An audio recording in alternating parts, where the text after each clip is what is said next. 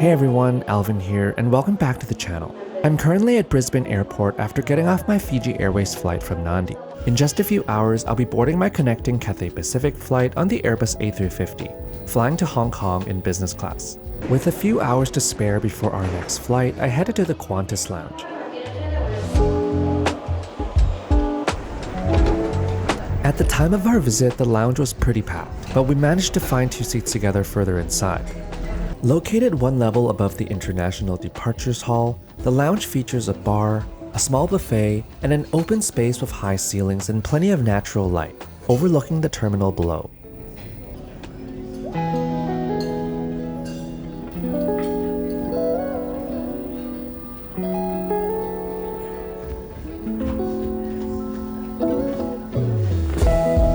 Even though I was planning to save my appetite for the flight, the buffet, while small, had some decent options, so I grabbed a few light bites and a cappuccino.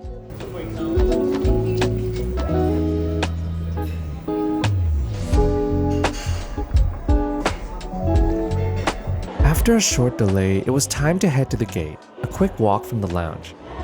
Here is our aircraft, Bravo Lima Romeo Kilo, an Airbus A350-900 that'll be taking us on the 8-hour journey to Hong Kong. Fun fact, this was the exact same plane I flew on my first Cathay A350 flight from Vancouver back in 2017, one of the earliest trip reports on the channel.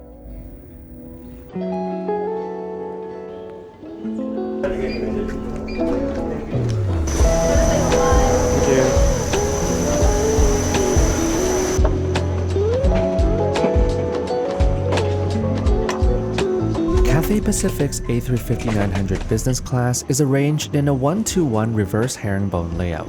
There's a large forward cabin with 8 rows and a smaller mini cabin behind with just 2. For today's flight, I'm in 18A, a left side window seat in the second last row of the main cabin. Coincidentally, it's the exact same seat I had the last time I flew this aircraft.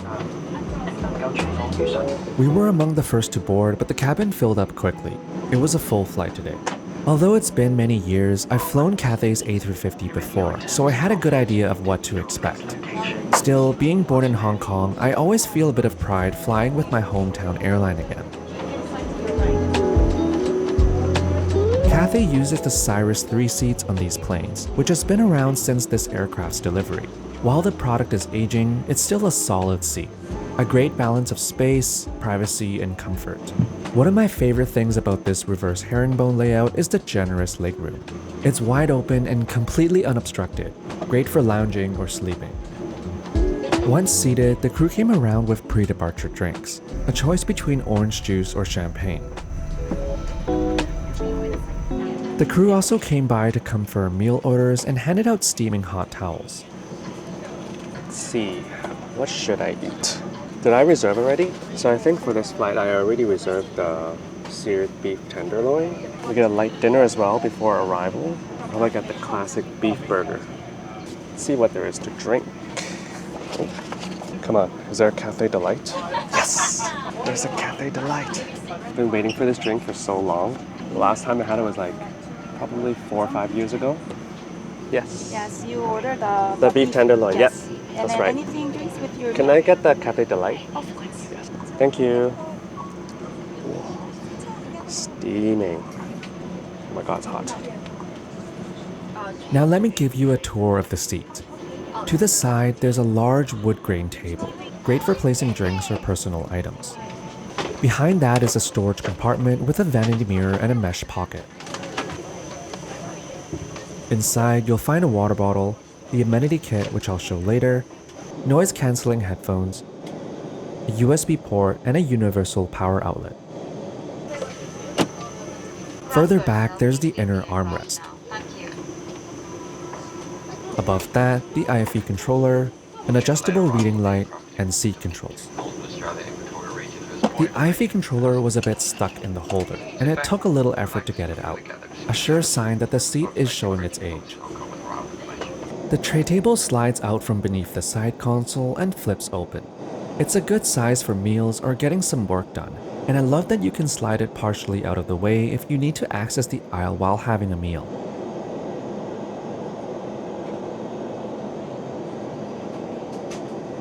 Along the outside edge of the seat, there's a bed extension you can deploy to get a bit more space while sleeping. You can also raise the outer armrest, which doubles as a bottle holder below. In front, there's the literature pocket with the safety card, air sickness bag, and an in-flight magazine. Slippers are also provided, a nice touch. The bedding includes a mattress pad and blanket, which I'll show later. Under the side table, there's another storage box, great for a small bag or other personal items. Directly ahead is the 18.5-inch touchscreen TV, which swivels out for viewing. When stowed, it gives the seat a more open feel. 呢班係禁煙航班，喺機艙任何地方吸煙或使用電子煙都係屬於違法。安全第一位，要好乾淨，將雙手。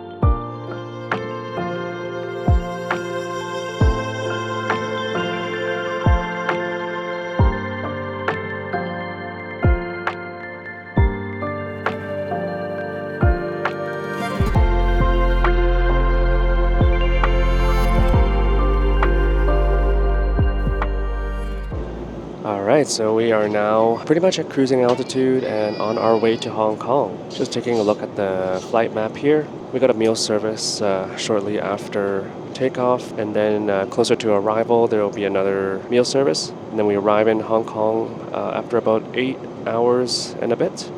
Cathay Pacific's IFE system is excellent. Modern, responsive, and packed with entertainment for a variety of languages. One of my favorite features is the A350 tail camera, especially during takeoff and landing. Once we reached cruising altitude, I adjusted my seat, got comfortable, and connected to the complimentary Wi-Fi for business class by entering my last name and seat number. Then I checked out the amenity kit.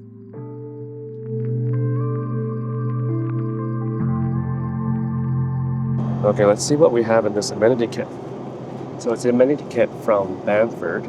I think previously they were also from Bamford when I flew Cathay before. And inside you have earplugs, eye mask, dental kit, mouthwash, body gel, I assume that's something like lotion. Oh, fancy pillow mist. And then finally we have multi-balm. I'm not sure what that is. I guess this is the lotion. This is just some like refreshing cooling gel. I'm not sure.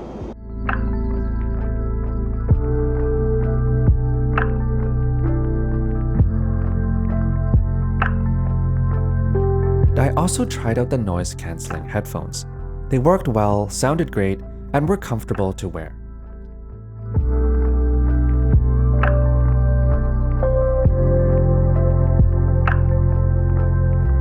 Before the main meal service, let's take a look at the menu.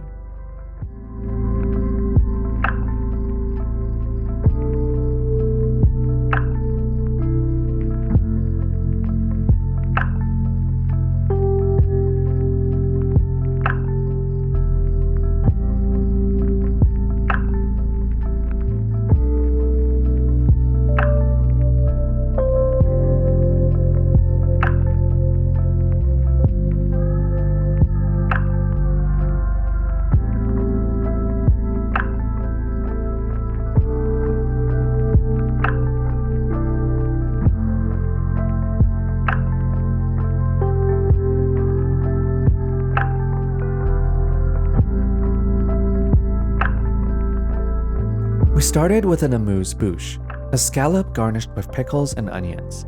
It was light, refreshing, and nicely done. Yeah, let's try it out. Oh, thank you so much. Really refreshing.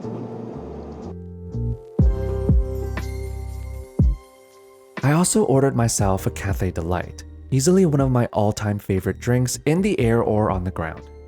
I've been waiting for this drink for so long. Alright, let's see if it's as good as how I remember it.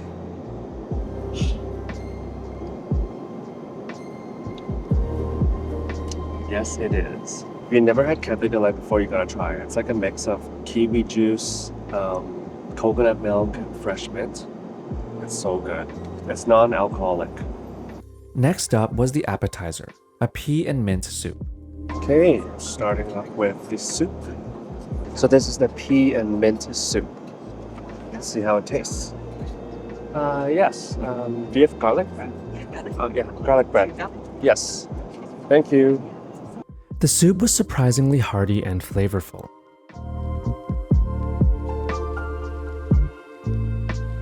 The garlic bread on the side was well toasted and packed with garlicky flavor.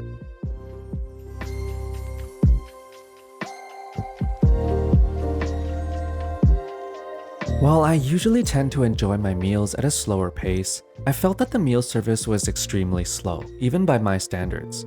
It took nearly an hour between the appetizer and the main course. So after about an hour after the appetizer, the main has finally come. It's a little long for the meal service, but anyways, it is here now. Yeah, so this is the seared beef tenderloin with thyme chew, sauteed with sauteed asparagus, cherry tomatoes, potato gratin, accompanied by leaf salad and balsamic vinaigrette.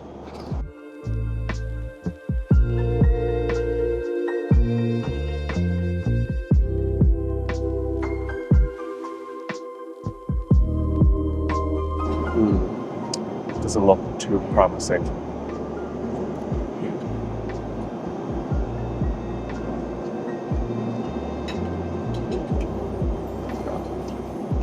I think it's overcooked. Yeah.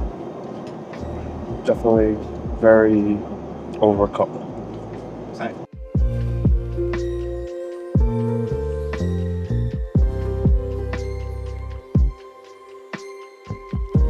For dessert, I had originally ordered the Black Forest cake and a cheese plate, but instead of the Black Forest cake, the crew gave me a salted caramel cheesecake instead.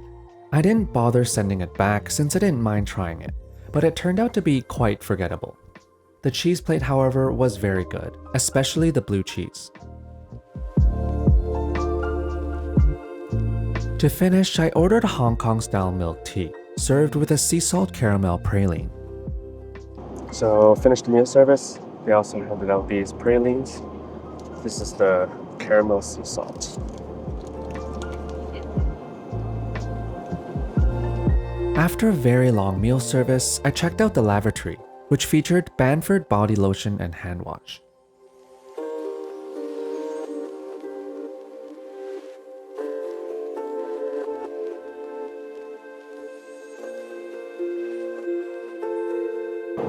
Back in my seat, I set up the mattress pad, reclined into a lounging position, and put on a movie. I didn't want to sleep right away since I was still digesting that heavy meal. We got about 4 hours and 45 minutes left to go in the flight. Probably just watch a movie and close my eyes for a bit. Because I think there'll be another short meal service right before we land. Hoping I'll get a good sunset later as well. Yeah, we should be landing in the dark, so at some point we should be getting a sunset.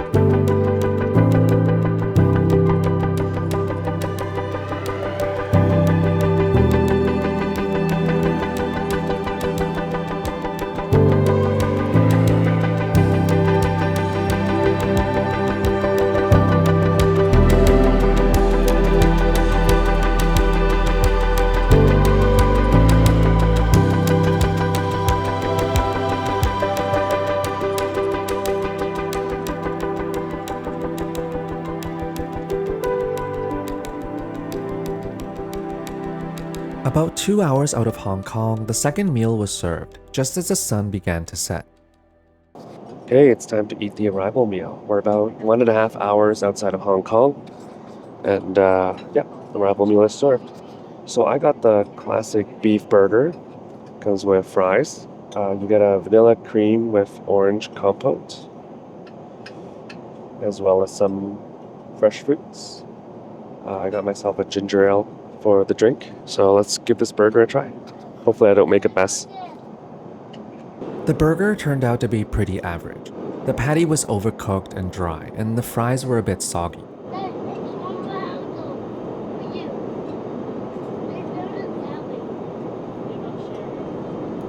The dessert didn't leave a great impression either. It felt like an afterthought and didn't taste particularly good.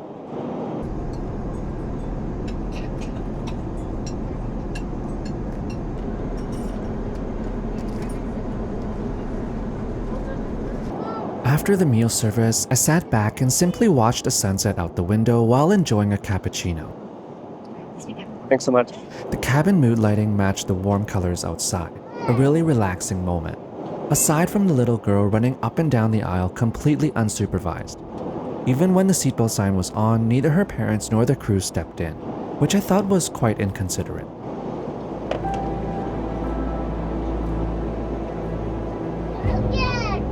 Coming up to 3 minutes past. Weather for arrivals a moderate south-east breeze of 20 kilometers an hour and clear skies. Temperature of 28 degrees Celsius. While perhaps the rest of the crew would like to thank you for choosing flight, let's hope to see you again in the future. If transferring onto another flight, wishing you a safe journey. Thank you for your attention. Cabin crew, loading Mr. Left.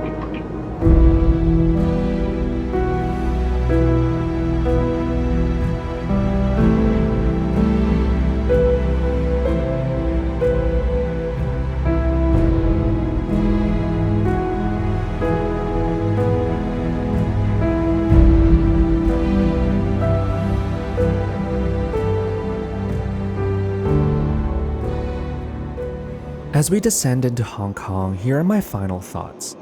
The hard product, while showing its age, remains an excellent seat. There's a ton of space, great storage, and solid privacy. Of course, I can't wait to try out Cathay's new business class product, Aria, hopefully soon. The food was a hit or miss, but overall pretty poor on this flight. Highlights were the Cathay Delight, garlic bread, and the cheese plate. But both mains featured overcooked beef, and the desserts didn't really land. The crew were friendly overall, but not the most consistent. Orders were mixed up or missed a few times, like when they gave me the wrong dessert. Maybe I had high expectations since my past Cathay flights had always had top-notch service. This time it fell a bit short, with the exception of the purser, who was truly excellent.